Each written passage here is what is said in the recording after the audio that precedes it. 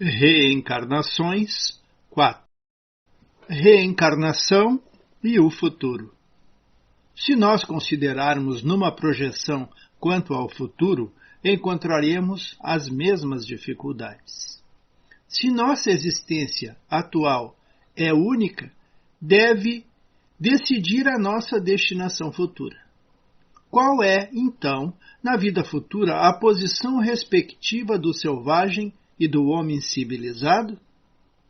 Estarão no mesmo plano ou estarão distanciados em relação à felicidade eterna? O homem que trabalhou durante toda a vida para se aperfeiçoar estará na mesma posição daquele que permaneceu inferior, não por sua culpa, mas porque não teve tempo nem oportunidade de se aperfeiçoar?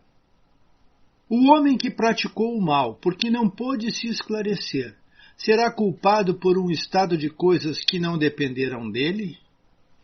Trabalha-se para esclarecer os homens, para moralizá-los, civilizá-los. Mas, para cada um que se esclareça, há milhões de outros que morrem a cada dia antes que a luz chegue até eles. Qual será o fim deles? Serão tratados como condenados? Se não forem, o que fizeram para merecer estar na mesma posição que os outros? Qual é o destino das crianças que morrem em tenra idade e que não puderam, por isso, fazer o bem nem o mal? Se ficarem entre os eleitos, por que esse favorecimento? Sem terem feito nada para merecê-lo? Por qual privilégio se livraram das dificuldades da vida? Há alguma doutrina capaz de esclarecer essas questões? Admita as existências consecutivas e tudo estará explicado de acordo com a justiça de Deus. O que não puder ser feito numa existência, se fará em outra. É assim que ninguém escapa à lei do progresso. Cada um será recompensado de acordo com o seu mérito real e ninguém é excluído da felicidade suprema. Aqui pode pretender. Sejam quais forem os obstáculos que venham a encontrar no caminho. Essas questões poderiam ser multiplicadas ao infinito, porque são inúmeros os problemas psicológicos e morais que só encontram solução na pluralidade das existências. Limitamo-nos apenas a observar os mais comuns. Poderão também dizer que a doutrina da reencarnação não é admitida pela Igreja, porque ela seria a subversão da religião. Nosso objetivo não é tratar dessa questão, neste momento. Basta-nos ter demonstrado que a reencarnação é eminentemente moral e irracional. Portanto, o que é moral e racional não pode ser contrário a uma religião que proclama ser Deus, a bondade e a razão por excelência. Que teria sido da religião se, contra a opinião universal e a comprovação da ciência, se houvesse posicionado contra a evidência e tivesse expulsado do seu seio todos os que não acreditassem no movimento do Sol ou nos 6 dias da criação? Que crédito mereceria e que autoridade teria entre os povos mais esclarecidos uma religião fundada em erros notórios, que fossem impostos como artigos de fé? Quando a evidência foi comprovada, a Igreja colocou-se sabiamente ao lado do que era evidente. Se está provado que existem coisas impossíveis sem a reencarnação e que certos pontos do dogma somente podem ser explicados por ela, é preciso admitir e reconhecer que a discordância entre essa doutrina e os dogmas é apenas aparente.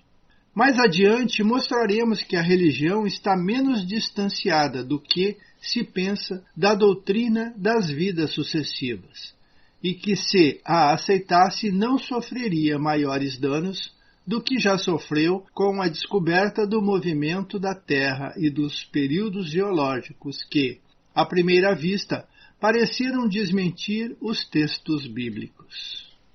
O princípio da reencarnação ressalta, aliás, em muitas passagens das Escrituras e se encontra notavelmente formulado de maneira clara e inequívoca no Evangelho.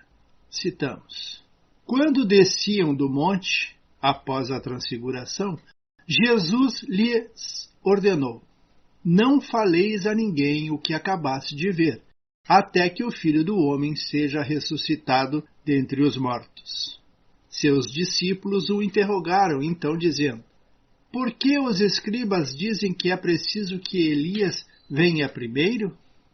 Jesus lhe respondeu: É verdade que Elias deve vir e que restabelecerá todas as coisas. Mas eu declaro que Elias já veio, e eles não o reconheceram, mas o fizeram sofrer como quiseram. E é assim que farão morrer o Filho do Homem. Então seus discípulos entenderam que era de João Batista que ele lhes falava. Mateus, capítulo 17.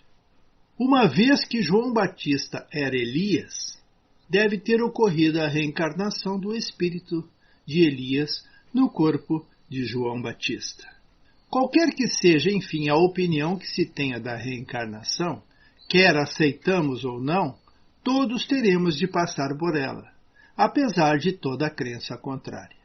O ponto essencial é que o ensinamento dos espíritos é eminentemente cristão. Apoia-se na imortalidade da alma, nas penas e recompensas futuras, na justiça de Deus, no livre-arbítrio do homem, na moral do Cristo e, portanto, não é antirreligioso. Se nós, assim como muitos outros, adotamos a opinião da pluralidade das existências, não é apenas porque o ensinamento tenha vindo dos espíritos. É porque esta doutrina nos pareceu a mais lógica e porque só ela resolve questões até então insolúveis. Mesmo se fosse da autoria de um simples mortal, nós a teríamos igualmente adotado e não hesitaríamos nem mais um segundo em renunciar às nossas próprias ideias. No momento em que um erro é demonstrado, o amor próprio tem mais a perder do que a ganhar, ao se manter teimosamente numa ideia falsa. Da mesma forma, nós a teríamos rejeitado mesmo que tivesse vindo dos espíritos, se nos parecesse contrária à razão.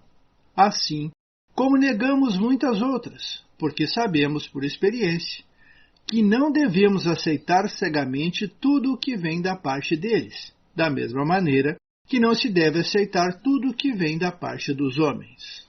O que para nós recomenda a ideia da reencarnação, antes de tudo, é o ser lógica. Mas existe uma outra, que é o de ser confirmada pelos fatos.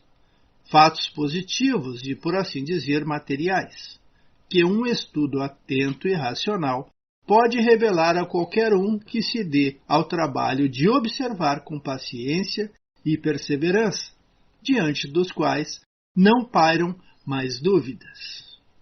Quando esses fatos se popularizarem como os da formação e do movimento da Terra, será preciso render-se à evidência e os opositores terão gasto em vão os argumentos contrários. Reconheçamos que a doutrina da pluralidade das existências é a única que explica o que sem ela é inexplicável, que é eminentemente consoladora, que está em harmonia com a mais rigorosa justiça e é, para o homem, a âncora de salvação que Deus lhe deu na sua misericórdia. Até mesmo as palavras de Jesus não podem deixar dúvidas sobre esse assunto. Eis o que é dito no Evangelho de João, capítulo 3. Versículo 3.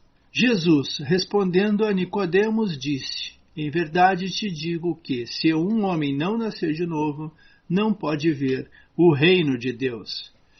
Versículo 4. Nicodemos lhe disse: Como um homem pode nascer sendo já velho? Pode ele entrar no ventre de sua mãe e nascer uma segunda vez? versículo 5. E Jesus respondeu: Em verdade te digo que se um homem não renascer da água e do Espírito, não pode entrar no reino de Deus. O que nasce da carne é carne, e o que nasce do Espírito é Espírito. Não te espante com o que te disse. Necessário vos é nascer de novo. Palavras de Jesus. Por que continua tanta contrariedade da reencarnação? Ficamos por aqui, muito agradecidos e pedindo sempre: Jesus, esteja sempre conosco.